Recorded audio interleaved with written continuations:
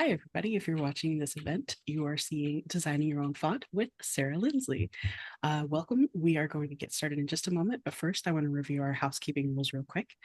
For today's event, we're doing our standard mics off during the event, but you're welcome to use the raise hand feature if you'd like to ask a question throughout, or you can put your questions for Sara in the chat and I'll share them with her at the end of our during our Q&A.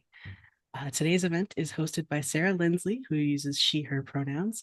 Sara is a type designer, letterer, and software engineer. She has lettered comics for Viz Media, Kodansha, Dark Horse, Skybound, Yen Press, and more. Her fonts are inspired by her decade of experience lettering comics, and she releases them free of charge to other creators. Major publishers and independent artists alike have used her fonts in everything from webcomics to trade paperbacks. So I'll be in the background if anybody needs any assistance. And take it away, Sara. Thank you, Jesse. Hi, everybody, and welcome to Designing Your Own Font with me, Sara Linsley. Here's why you should listen to me. My name is Sara Linsley, pronouns she, her. Again, I've been a manga letterer since 2012 and a comics letterer since 2022 and a font designer since 2019. And my day job is senior software engineer and publishing specialist at Viz Media. I've lettered a lot of stuff like Worlds Beyond Number, the official graphic novel, which just successfully had a Kickstarter, and Phoenix by Osamu Tezuka, as well as Dandadan, Shigi Yugi, and Utena. You should also listen to me because I've made 13-ish fonts, including a couple commissions, and they're all designed for use in comic books. I also released them with an SIL open font license, which allows free use in commercial works. My fonts have been published in print and digital books, and they've been used by publishers big and small. And they're also in a mobile app, Focus Friend by Hank Green, which was a really pleasant surprise. It's really interesting seeing the ways that like my fonts just go in different places and how they like speak to people making all kinds of things. You can find all my fonts at sarah.pizza/fonts, which will redirect you to my Ko-fi page, which you can see here. I have a huge disclaimer. I know it is a little silly for me to be hosting this seminar and also tell you do not design your own font, but don't design your own font unless you know you have like a really good reason because it's not a good idea. First, consider your specific situation before making your own font. If you're working with a publisher, please check with your editor first because font licensing, which we will get into, is really complicated. And also, this is a lot of work. So you want to make sure that you're good with your publisher before you start working on a font like this. But if you're publishing your own comics, baby, have at it. Make your own font. I will not stop you. But if you are working with a publisher or you're working on like a localized work or you know somebody else is going to be touching your lettered files, you're probably better off using someone else's font. And some examples of other comic book font creators would be Comicraft, Blambot. Blambot has a lot of free for ND use fonts. So if the price is an issue, he has got you covered. There's also my fonts, again, sarah.pizza/fonts, and all my fonts are completely free for commercial use. There's also Fando Fonts, who has paid and pay what you wish and free fonts available. So I would definitely make sure that there's not already a font that would look good in your comic before you go out and make your own font. I've actually encountered a couple times where there wasn't a font already made that really matched the comic that I was lettering. And so in that case, I went ahead and I made my own font. So if that's you, then hey, yeah, let's go make our own font. If you do make your own font, though, you'll likely be wrestling with it more than you need to as compared to if you were using a font that somebody else made. So like Comicraft, Blambot, and Fando, they've been making fonts for decades at this point, and so they know how to make these fonts like ready to go to the printer, easy to use, pretty plug and play, as opposed to like you trying to figure out all of these font metrics by yourself. Uh, Also, designing a font while meeting a deadline is like building an airplane while flying it, and it takes a couple days, so expect that. All of this being said, I have made a font in about 2 days before because I needed to meet a deadline. I'm just warning you. If you would like to be a complete sicko, then let's be a complete sicko. Okay, number one, you got to get some source material. We'll get into how you get that source material. And then once you have that, you're going to convert it into vectors. And then you're going to place the vectors into font software. And then in the font software, you have to adjust all of the metrics and the kerning so that it looks good.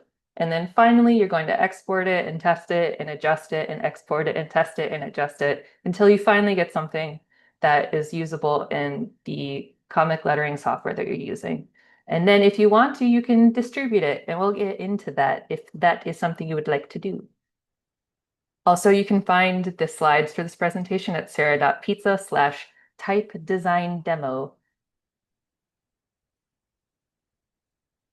So if you are designing your own font, my general advice would be, if this is your first time, I'd recommend making an all uppercase font for simplicity. So you wouldn't have mixed case, like lowercase a and capital A. That way you're only designing 26 characters as opposed to 52. And I know that a lot of people who hand letter their own comics do tend to do it in mixed case. But again, my advice still stands. It's much easier to design a font when all of the characters are in uppercase. But if you'd like to do mixed case, go for it. Again, I'm a hypocrite because my first font was mixed case. It was really hard. Um, Mixed case is more complicated to adjust font metrics and kerning for, so just keep that in mind. And if you don't know what characters you need to include in a font, it's totally okay to look at the fonts you already have or look at a font from another designer and see what characters they've included to get like an idea of what how much work you need to do. And this is a screenshot of the font software in Mac OS, just showing one of my fonts. And you can see like I've got a period, a comma, I've got two different hyphens. So if you open it up and you look at all of the glyphs, that'll give you a good idea of how much work you need to do. And I extremely encourage all of you to pick apart my fonts and uh, look for anything you might need. Please use them for reference. I would love if you did that. So number one, you need to get some source material. If you have your own hand lettered pages, please use them. I actually just worked on a font commission for an artist who hand letters all their pages. And I was able to use all of their hand lettered pages to like grab all of the little letters from and assemble them into a font for them. So if you have those, that's great.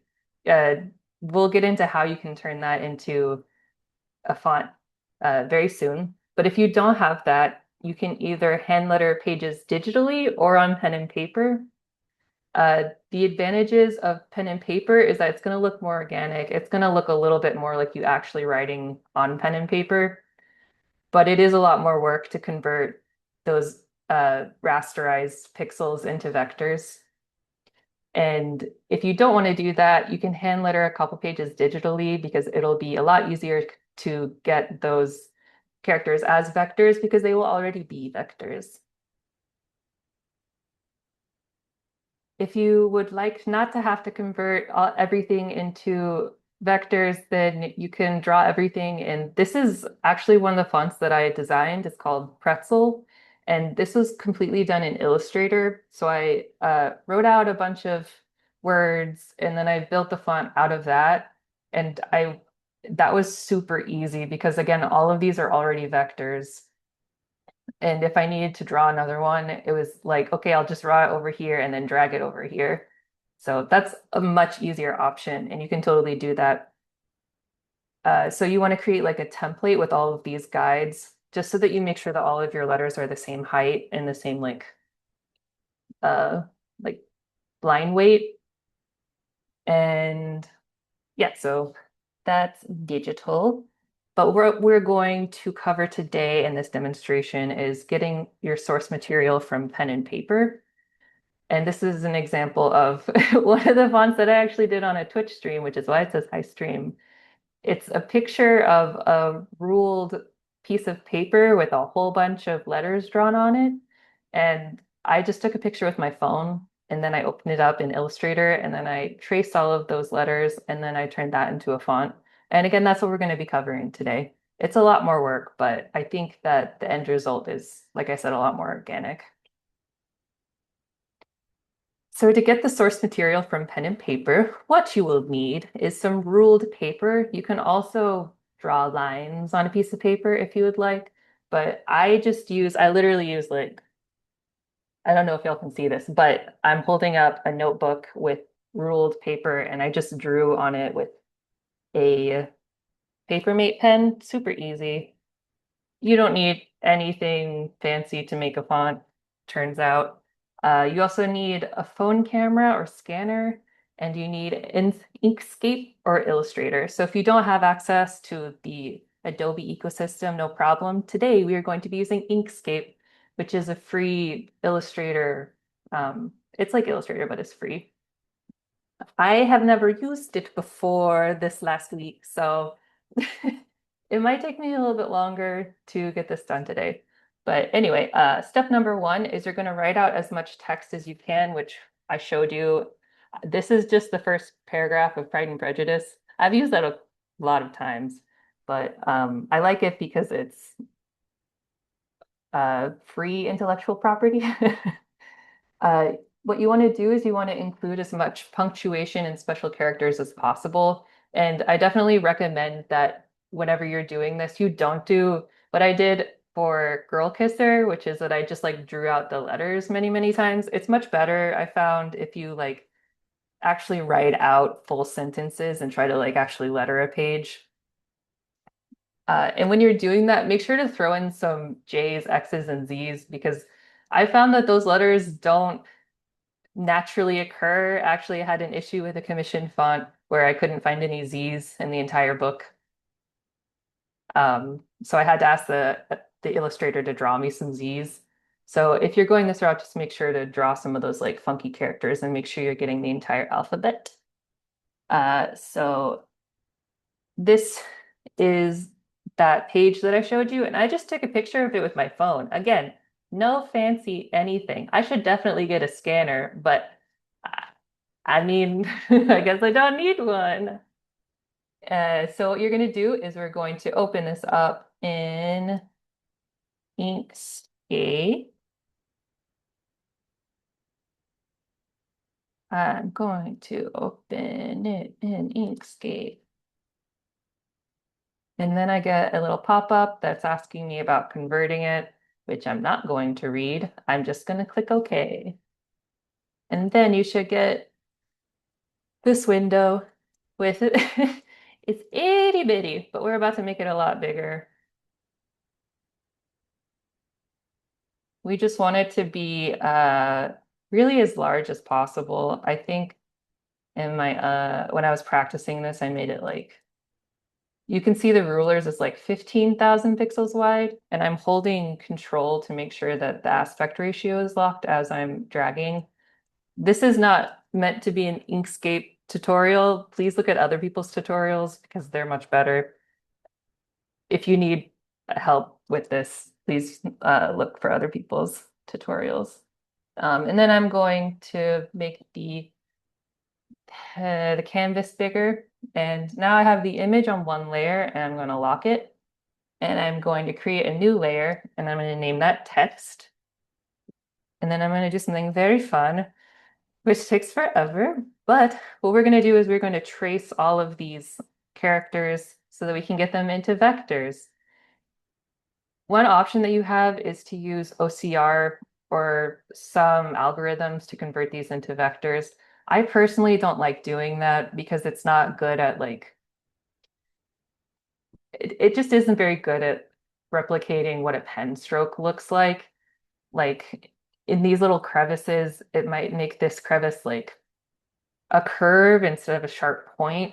And I know that that doesn't sound like much, but whenever you're zooming out, it does make a difference, I found. And maybe I'm wrong, and maybe you're totally fine to use one of those algorithms.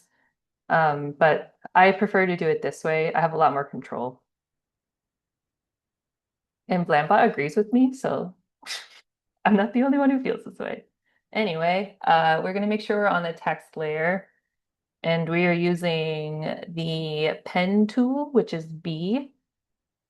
And I'm just going to start tracing. I like to trace the strokes individually. And you can see I made the fill color pink before because I've already tested doing this. but whatever color you want to make it is fine. The color doesn't matter. But again, I'm trying to outline all the strokes individually. This makes it easier just to deal with intersections. And it also means that if you need to make any adjustments, you can move the stroke like independent of each other. And when I'm doing this, I want to make sure that the width as it goes across is as even as possible. And I also want to make sure that I'm using as few points as possible. So fonts are just math. And I don't remember which math class it was, but like the your computer is just like calculating the like what polygon would be created by all of these individual points. So it's not like a rasterized image where each pixel is literally like, oh, it is black here, it is white here. It's just like an inferred volume based on all of these points. And that math takes, it's computationally intensive. So what you want to do is use as few points as possible so that is doing as little math as possible. And I don't know if you've ever used like free fonts, but some free fonts have so many points that it legitimately slows down your computer. And I'm trying not to be too precious here because it's just a demo, but if I were being precious, I would try to make this as beautiful as possible. So just pretend that I was very precious and I took a lot of time on all of these. Listen to my advice, don't follow what I'm doing. I'm just going to do this for a little bit more, just to give you an idea. So like to begin with, you do want to just like outline as many as possible. But as you keep going, you're going to be like, oh, there's a T. I already have a T. I'm not gonna outline another one. So I'll just move on to the R. What you're doing is you're collecting Pokemon. You're just making sure you have an entire set. That being said, it is nice to have alternates. So if you realize like, oh, actually that R was kind of weird. I want to use a different one. You'll have another one that you've already outlined, and it's super easy. I don't have a U yet, so I'm gonna outline the U.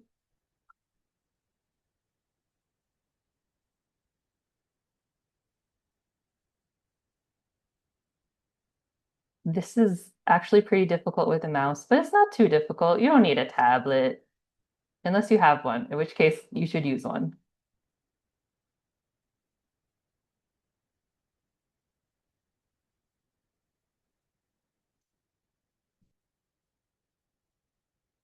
Again, I'm just tracing these. If you've never used Bezier curves before, again, look up somebody else's tutorial. It's really fun once you like get into it. I mean, you just put on like an audiobook, listen to a podcast. This can take a couple hours, but I think it's worth it in the end.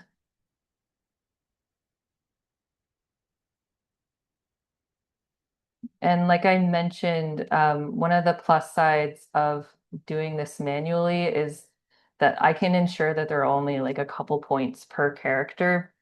And the times that I've tried to use those like image tracing tools, they've like created so many extra points that I have to clean up. And it's like literally, it would have been way faster if I just traced them myself instead of having to clean up all of the mess that the computer made.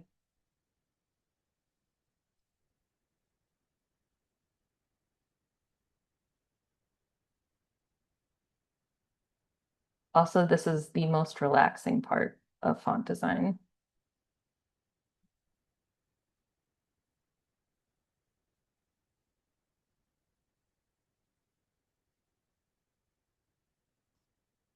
Do this just a little bit more, and then we'll move on.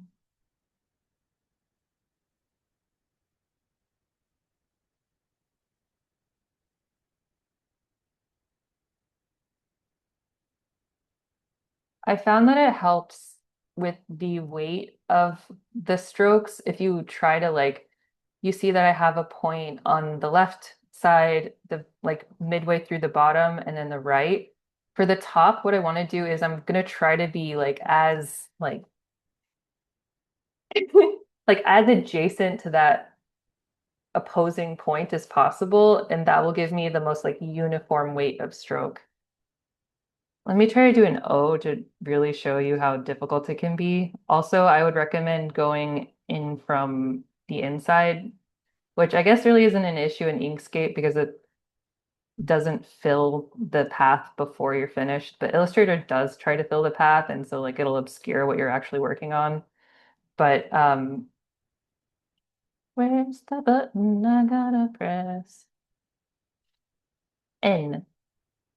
You can see that this looks kind of wonky, and a way that I would clean that up is by using the node tool. And again, I'm trying to put these should be like same, and that'll give you the best like look. I'm sure there's a math reason behind that, but like you can see that these two nodes, they're supposed to be like same, but they're not. And that's what's making it look weird. This is all based on vibes. So if this makes sense to you, uh, you're welcome. I found that O's are some of the trickier ones to outline just because, I mean, you're trying to make like a perfect circle, but it's not supposed to be perfect because it's handwritten. When you're picking which letters to use for your font, I think lean into the weird ones.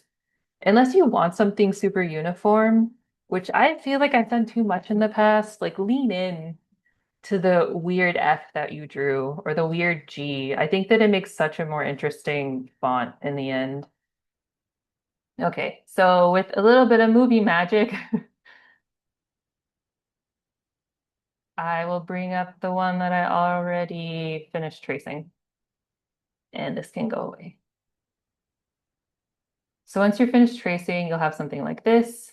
I have, again, the image on one layer and it's locked, and then all of my paths on another layer. I didn't trace everything. You can trace everything if you really want to. Again, it'll give you a lot of alternates. But for the sake of this demo, when I was trying to be as fast as possible, I just tried to make sure that I had all the characters I needed. And again, I just wrote in a J and a Q and a Z at the bottom. There was actually an X in this sentence in this first paragraph, which is really interesting. But this way I have an entire set. And once you have this entire set, you want to, okay, we wrote out as much text as we can. We digitized the page either by taking a picture with your phone or with a scanner. And then we opened it in Inkscape. And then we traced as many characters as possible, using as few points as possible for performance. And next, we're going to make sure we have all of our characters. So let's do the alphabet. A, B, C, D, E, F, G, H, I, J, K, L, M, N, O, P, Q, R, S, T, U,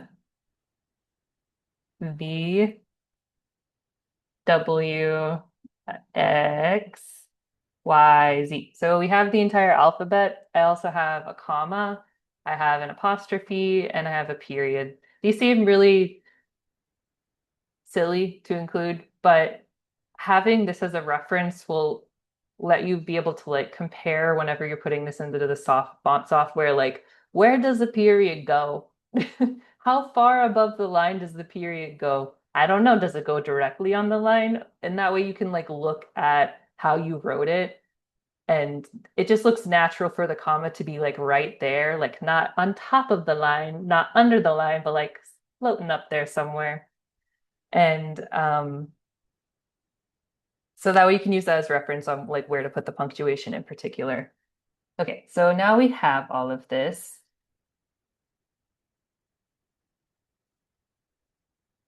I would definitely try, if you're using this method, to make sure that you have all of your characters before you move on, because it's really annoying to like go back and like write it back down on the paper and then take another picture. And it's just better if you make sure you have all of this now as opposed to later.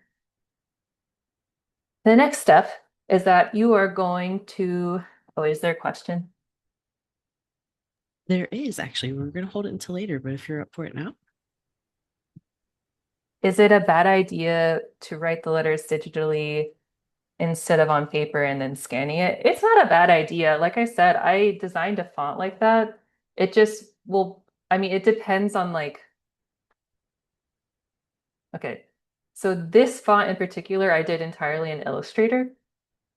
But if you wanted to, if like all of your hand lettering you did in like Clip Studio Paint or whatever, and you love how those look, definitely use that and then just like skip ahead into like tracing them.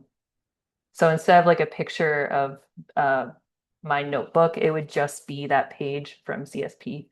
And CSP, I think, also will let you export stuff as vectors, but I think only I don't know CSP that well, but it's not necessarily a bad idea to start uh from digital. It just I mean, it depends on what kind of font you're trying to make. And if you want it to look super organic, this is the way that I would recommend that you do it.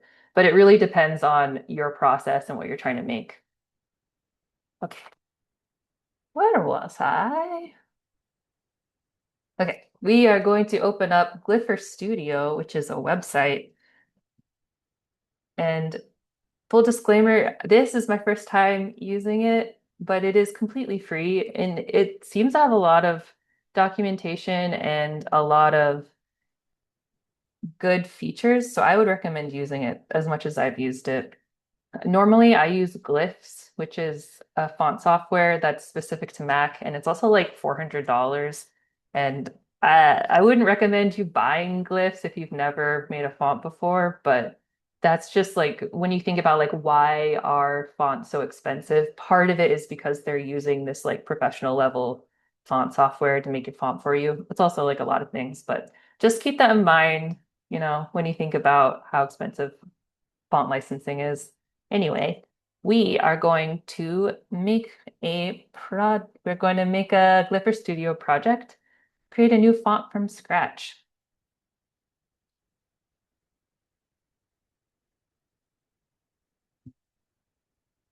Okay.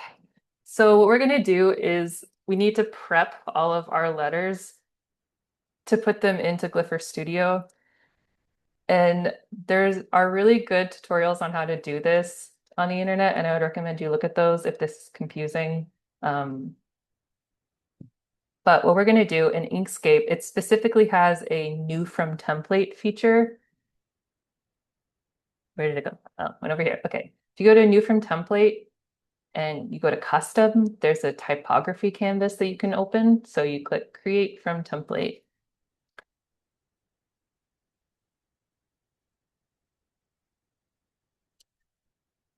And that template has all of these font words in it. So it has the ascender, has the caps line. So this is where like the capital A would extend all the way to the top of the caps line. Has the X height, which we don't have to worry about because we're not doing a mixed case font. The X height would be for like literally the lowercase x and the lowercase a. Those would extend to the top of this line. Again, we don't really care about that, but I don't know how to delete it. So it's staying right there. Wait, I'll just leave it in. We'll just ignore it though. Okay. What we want to do is we want to create one layer per letter, which is a little bit tedious. A, B, C. So I am not going to do all of them. Uh, so we have our A layer, and we are going to grab an A. This one looks nice. One downside of drawing the glyphs this way so that they're separate strokes is that they're also separate paths, which we don't want because that can cause issues with like rendering the font later in the other softwares. So what we want to do is we want to make sure that this is unioned and we go to path union. So this is going to combine the two paths so that they're one. And I'm copying and I'm pasting. But I can see that this is a little too big for this template, and I don't really want to have to mess with the template. So instead, I'm going to select all of this type And then I'm gonna scale this down a little bit. I'm holding Command and Shift at the same time, and that's making sure that everything is still the same, like aspect ratio. Okay, so now that this is smaller, I'm gonna zoom back in, and we're gonna try that A again. I'm copying, I'm gonna delete this, and again, I'm on the A layer. Now I'm gonna paste, and it's still too big. So we're gonna make it a little smaller. Unless I just copied it wrong. One more time. Nope, it's too big. Okay, we're gonna scale it down even more. Hopefully that's good. Come on, A. Nope.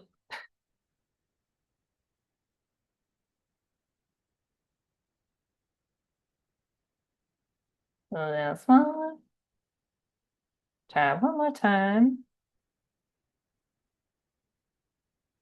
Okay, I'm happy with that. We got the A going all the way from the baseline to the cap's height. So now I'm gonna look for my B.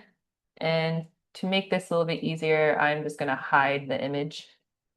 So it's just our text.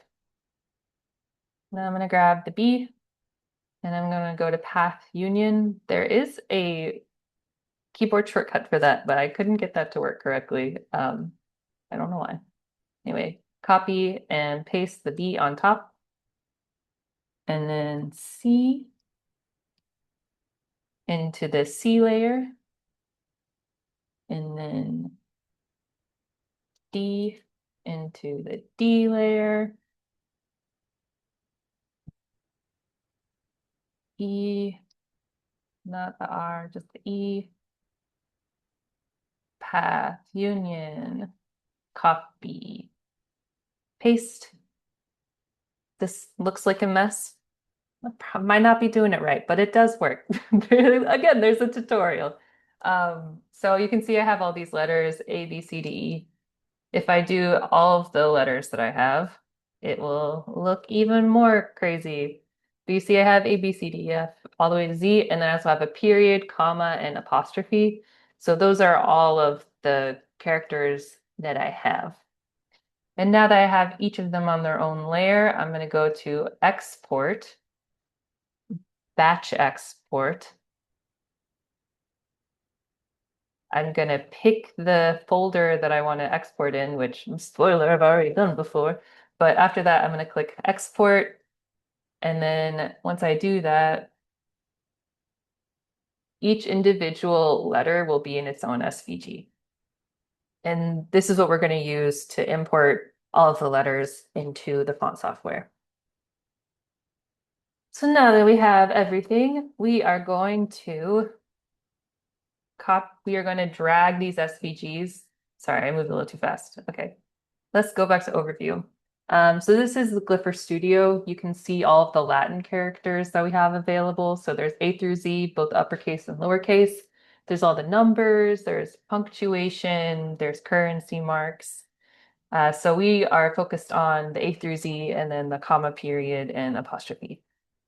So I clicked on the A and then I get this beautiful window, which is what I'll use to edit each individual letter. And I'm just dragging and dropping the SVG into the font software. And when I look at this, I can see the guides. I can see the guides, right? Yeah. So I've turned on the cap height and we also have the baseline, and you can see that the cap height is way too high for this. So what we're gonna do is try to figure out what the cap height should be in this font based on the glyphs that I have. And I want to know how tall this character is.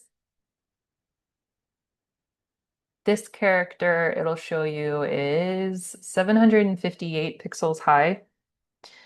So I want to put this line all the way down here. And I think I'm going to put it at like 800 pixels tall. That's how tall I want the font itself to be. So to change that cap height of the entire font, I'm going to settings, font, And then the we want to change both the accent. And if you don't know what accent is, you can it this software is really nice that it has all these tooltips for you to look at. This is really friendly. In the professional softwares, they do not have these little tooltips, and you do have to look it up. But we are focused on, like I said, the cap height, and I wanted to put it at 780. And the ascent, which is the space above the cap height for like the accents and things that go above characters, which, depending on the target language that you're designing the font for, might not matter to you, but it needs to be at least the cap height high, and then a little bit more so that there's space for those additional characters. So I'm just going to give it 100 pixels. So the ascent line is at 880.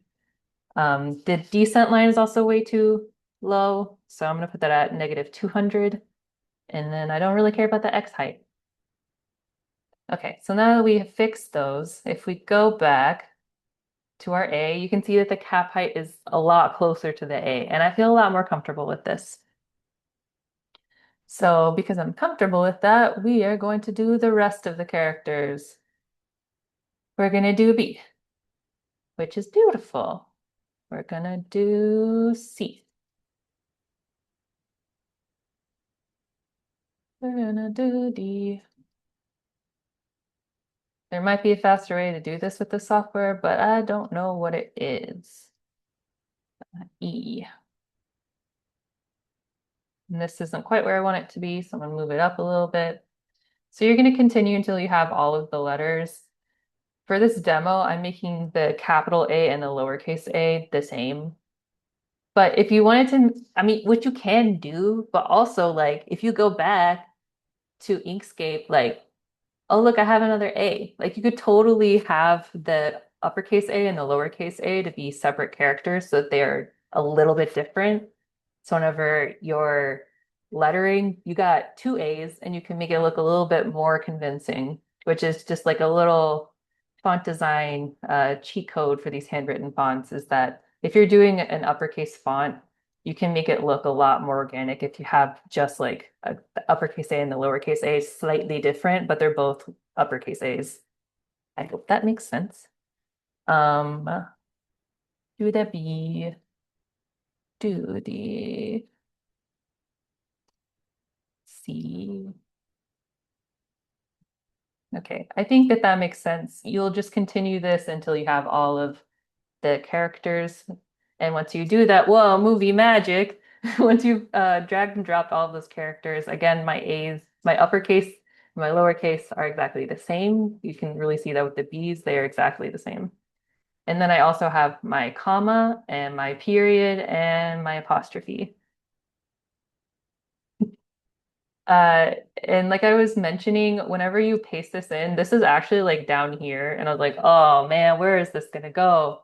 Well, if only I had reference for where it goes. And I can just look at the image of my handwriting. So I'm like, okay, the apostrophe goes like a little bit lower than where like the E would end. Um, and that's the cap height right there. So that's about where the apostrophe would go. Okay, so we have all of them pasted in. Um, and one tip that I did not understand until I started doing this is that if you copy and paste in like the O, actually let's do the R. Let me mess it up first so I can show you how to fix it. If you pasted it in and it looked like this, it's like and it looked like this. So it's like filled in right there and it really shouldn't be. The way that fonts are calculated is that it's just like two paths and these two paths are overlapping, but this software is dumb and it does not care. It's just like, okay, they're overlapping. I don't know why you did that, but that's the way that I'm going to show them. So if you want to tell the font software like, hey, this is supposed to be empty. So whenever these intersect, it should be like negative space as opposed to filled space. The way you do that is specifying the winding is what this font software calls it. So you can see it says counterclockwise for path 2, which is the whole. And it also says,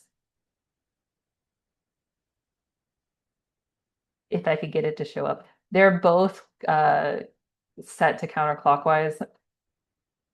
Yeah, they're both set to counterclockwise. And the way you fix that is by selecting, let me select the whole. Please let me select the whole. Okay, nope. Okay, you select the whole and then you change the winding so that now the outer thing is counterclockwise and the inner thing is clockwise. I just thought I'd mention that because that was super frustrating for me as a new type designer. And if you hover over it, it does give you this wonderful little uh, information thing to like say that in, I don't know, more words. But if this happens to you, this is what you need to fix. Okay. Next, you need to adjust we already adjusted the cap height, and after we do that, we need to adjust the side bearings. So the side bearings are this guy right here and this guy right here. So it's the left bearing and the right bearing on every single character. And for this character, the right bearing, you can see it as I drag, it says right side bearing 58. And this is what tells the software that is reading your font, where does this character end? And if we look at a live preview of this, so this is all the letters that we've already made, and you can already see some issues if you just look at this. Like the C and the K are not properly kerned because there's no kerning at all. The M has like a lot of space right there, and I kind of wonder like, okay, I can type M F N Q M W M E M R M T Y M I. So if you look at M with all the other combinations, you can just see that like possibly M should not have that wide of like a right side bearing. Let me put this in a separate window so we can see the magic happening live. Okay, so if I go back to that M and I adjust the side bearing,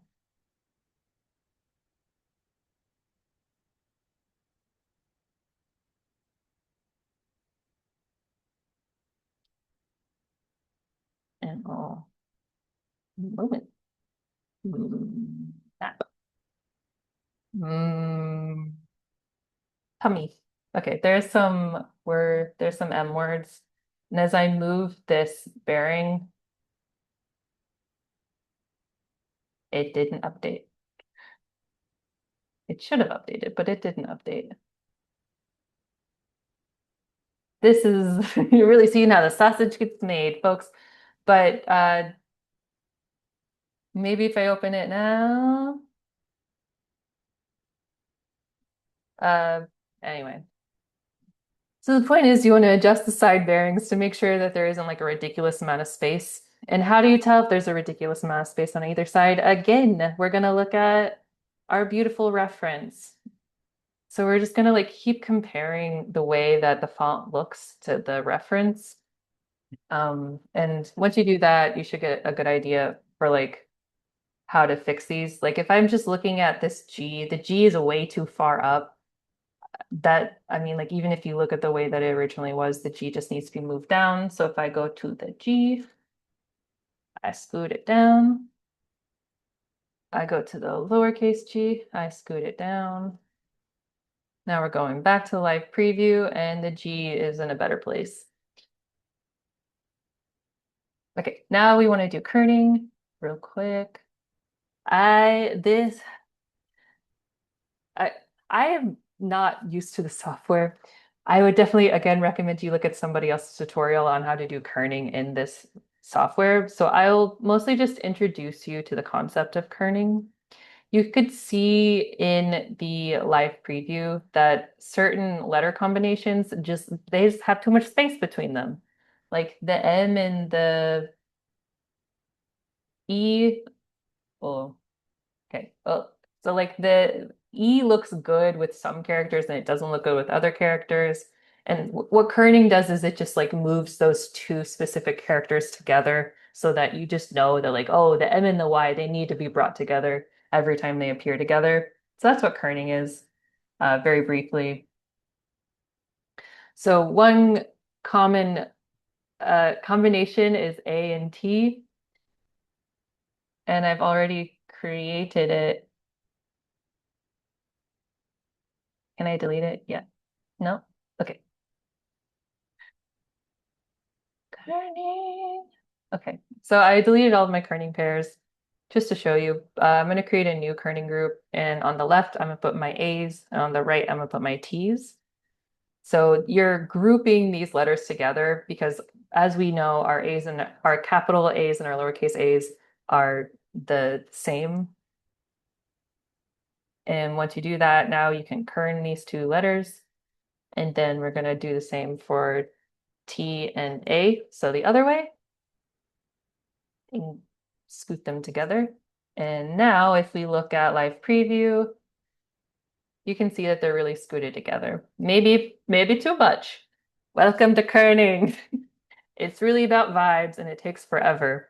So that's just a very brief introduction into kerning. Please look at other people's tutorials. Once you've done that, like I said, use your source materials reference to adjust spacing and placement. And once you've done that, you can export the file, which is export OTF. There's a difference between TTF and OTF. You can look it up, but I would recommend OTF. WAF is for like websites, so don't use that unless you're making a font for a website, in which case, how did you find this? But what you want to do is export as OTF. And then I can see it in my downloads, and I just want to open it. Installing fonts on Windows is a little different, but on Mac, you just open the file. And this is the preview of the font. It doesn't have 1, 2, 3, 4, which is fine. I'm gonna click install. Demo. And you can see it right there. Wow, you've created your first font. I'm gonna use text edit just to try. And then you should find demo.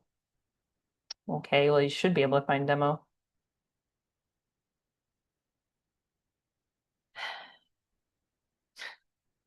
One sec. Okay, I have no idea why it's not showing up in text edit, but you would be able to now open it up in whatever lettering software you're going to use. So like if you're lettering in Photoshop for whatever reason, you would now you should be able to use the font in Photoshop. If you were using Clip Studio Paint to letter for whatever reason, you could open it up in Clip Studio Paint and test to make sure it looks good. And if you wanted to compare it to the reference again, that would be absolutely perfect. And then you could even like closer fine tune any of the issues that you see with it. Like if you start typing in what was it? It is a, it is, okay. There are some issues with this.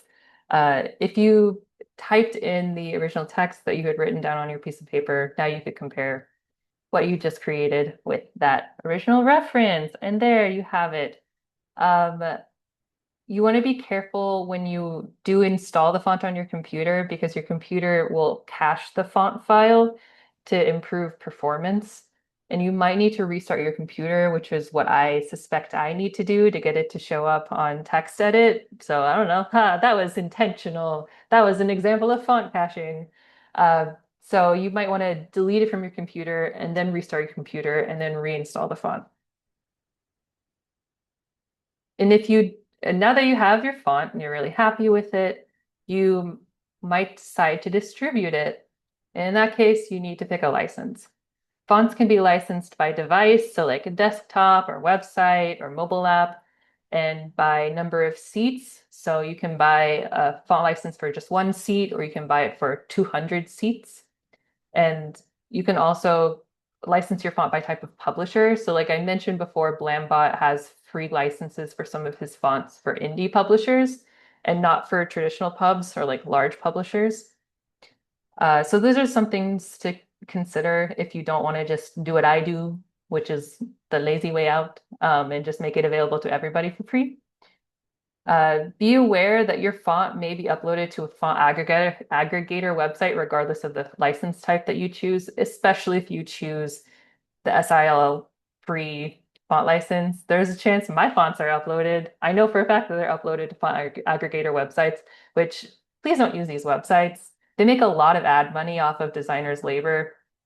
I know that I know that it's the easiest way to find fonts, but again, please go to like type designers' websites and get them directly so that you're not supporting these websites that profit off of their unpaid labor. Anyway, I give away all of my fonts for free because this isn't a source of income for me. Like I said, I have a day job and they're only really used by comic artists and letterers who are broke. And I mean, we're not going to get into the issues with wages in this industry right now, but that's part of why they're free. If you want to read more about different font licensing types, you can look it up on the internet. Here's a link to Monotype. I don't know why the link is maybe broken, but do your research. Maybe you do want to license it for free. Maybe you don't. Maybe you don't want to distribute it at all. That's also okay. But if you're working with a publisher, again, make sure that the font licensing is compatible with the book that you're working on. Even though my fonts are free, I still get emails from publishers asking if it's actually okay if they use my fonts. And it is nice to be like, yes, it's fine. Just use my font. Thank you for using it. But again, it is like a legal concern from their perspective. So just make sure you're licensing your fonts correctly. Okay, now that's it. I would like to see if there are any more questions. Yeah, if y'all have any questions, please feel free to put them in the chat while I say thank you so much, Sarah. This is really interesting and really fun to watch. I have a couple of questions to get us Okay. started. Do you have any tips or resource recommendations for non-letterers who are interested in learning more about the craft of lettering in general, or maybe even in designing their own font? I imagine today was like the first time hearing things like cap height or bearing for a lot of folks.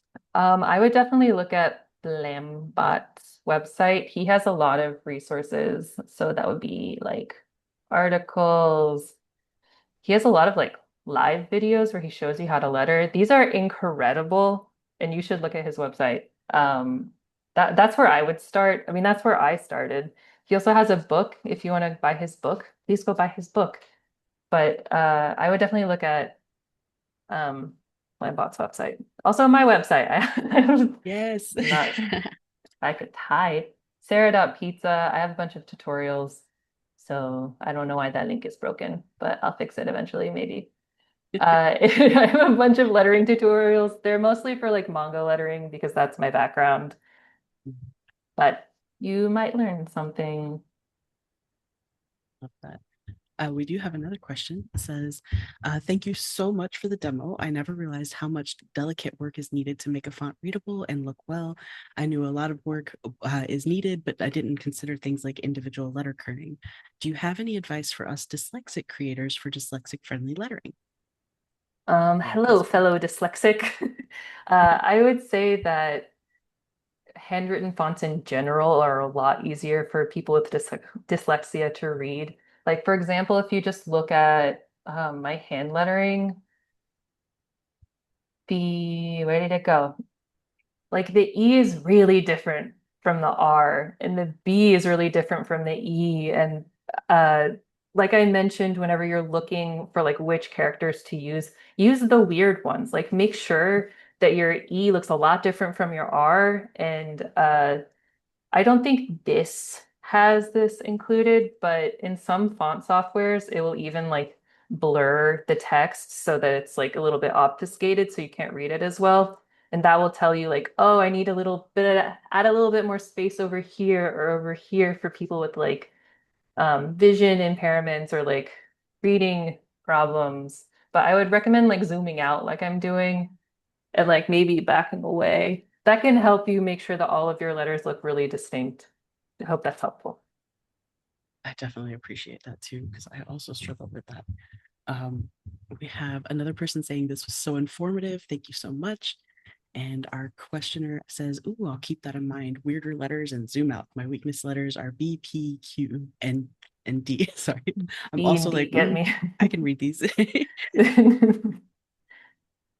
Yeah, um, that's another advantage of making an all uppercase font is that the uppercase set, they're really distinct compared to each other as opposed to lowercase with like the lowercase b and the lowercase d. Another question I had for you was, what's something that you wish more people knew about lettering as a craft and letterers in the industry? I wish people knew A, that it's a separate job. The artists can letter their own comic, but a lot of times they don't. And it is a separate art that's worth its time to like look it up and see like what letterers are doing and learn about fonts and learn about font licensing. And um, I would just say I wish that more people knew that it's its own art with, I mean, there's so much to learn. There are literal books on it. Mhm. So just the fact that all of you are here listening to me yap about this, thank you so much. You are part of the solution. Yes, love listening to people yap about their craft. It's always fun. We have another question from someone that says, I know traditional all caps comics lettering uses the crossbar I only for the proper noun I. Do you keep them separate as uppercase, lowercase? It depends on which font that I'm using. I kind of change my mind every time that I design a font. Uh, it also depends on how it's being used. Sometimes I will put the crossbar I in the uppercase I. Stop sharing. So I can, okay. Sometimes I will put the uppercase I, the crossbar I where the uppercase I goes. For a font like this, that's going to be all uppercase.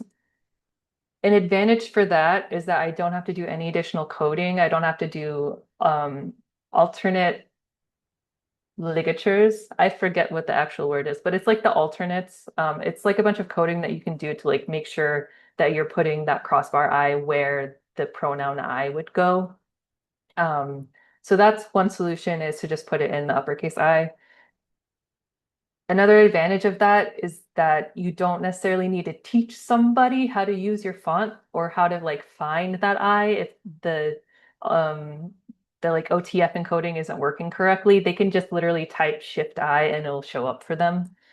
Um, but if you are doing like a mixed case font, you might just make that the uppercase I too and like then you won't have an eye without a crossbar, but then that's its own issue. It's a whole can of worms. And what I would recommend doing is seeing what Comicraft and Blamba are doing. Nice. If you download their fonts, it's totally legal to just see what they're doing. I mean, you're not like infringing on any kind of like IP. Uh, I would definitely recommend that you just, you know, copy what they're doing. Not literally copy, but just see what they're doing and try to emulate it because they have their fonts set up in a certain way because, like I said, they've been doing this for decades and they want to make these fonts as easy to use as possible. Always helpful to do studies for sure. We have another question that says, an odd question, but would you recommend having like beta readers for our fonts to see if like it's readable to general public? Oh yeah, definitely. I have my friends who I send my fonts to, and I'm like, can you look at this real quick? I definitely recommend having friends to send your font to and have them look at it, especially if they are letterers or work on their own comics, because like they can just drop it into whatever files they have and like show you like, Mhm. oh, hey, this is messed up. This doesn't look right. Yeah, you should use beta readers. And we have the feedback channel in the Discord server too, which is probably a great place for folks to interact with people like that too. And I had a question about the font aggregator websites that you mentioned. Is that something like Font Squirrel or Defont? Yeah, exactly. It would be like Okay. Defont and Font Squirrel, yeah. I'm glad you mentioned that because I did not know about that. That's terrible. Well, thank you for Yeah, sharing. make sure that like if you do use those websites, I understand it's easy, but please like make sure that you look up the designer and make sure that these are actually free fonts because there are some fonts like Wild Words is a huge one. People will download Wild Words from Defont. Wild Words is not a free font. And if you're working with a large publisher in particular and you're using this like illegal version of Wild Words, that's That's illegal. You might get in Lots of trouble trouble for down the that. line. So Yeah. make sure that you actually have a license for the fonts that you're using, especially in like commercial comics. Okay. And then my last question, and I hope other folks, if you have any other questions too that you'd still like to ask Sarah, please feel free to put them in the chat or come over on mic. How would you recommend that folks find independent font designers like yourself? Follow us on Blue Sky. Yes. There are dozens of us. I would definitely recommend that you follow Blambot and Comicraft, and of course myself and other letterers. Letterers love to talk about fonts. I mean, look at me. You just need to follow a couple of letterers probably because we have an entire section of our brain devoted to thinking about fonts and talking about fonts. I love that. I feel like all comic artists have that part of their brain engaged at all times, like even if we're asleep. Yeah, um, absolutely. Sometimes when I talk to my lettering friends and we're like, oh, look, this is a cool comic. The first thing we do is we look at who lettered it. Second thing, what font did they use? I love that. Uh, Someone says, my work used a font without a license on their website and got a bill 10 years later for every year that they misused it. Yeah, Wow. definitely make sure you have a license for the fonts you're using. Yeah, definitely. And then someone else says, if I recall correctly, Sarah has a starter pack on Blue Sky for letterers. That's really awesome. I do have a starter pack. It's for manga letterers, but Ariana Mar also has a starter pack for letterers for like non-manga letterers. I'm gonna have to check out both of those after this. Okay. I have a bunch of links to share with everybody here. I'm going to put in the chat some of the links that Sarah shared with us today. I definitely want to mention for the recording that if you are listening to this video, you can find Sarah's work at sarah.pizza. That's SARA.PIZZA. And you can find her fonts on there as well. I'm also including a link to our feedback survey. So if anybody here is attending, we'd love to hear what you thought of today's event. It helps to inform what we create and bring to you for future events. And Sarah, you're also welcome to include that as well. Thank you Yeah, so much, thank you. Jesse. Thank you for everybody for coming and listening to me yap about lettering and font design. It was so much fun. Thank you again. And we have more thanks in the chat as well. Yeah, I think that's pretty much it for today. So I'm going to go ahead and stop the recording. Hey, thank you, folks. Thank you.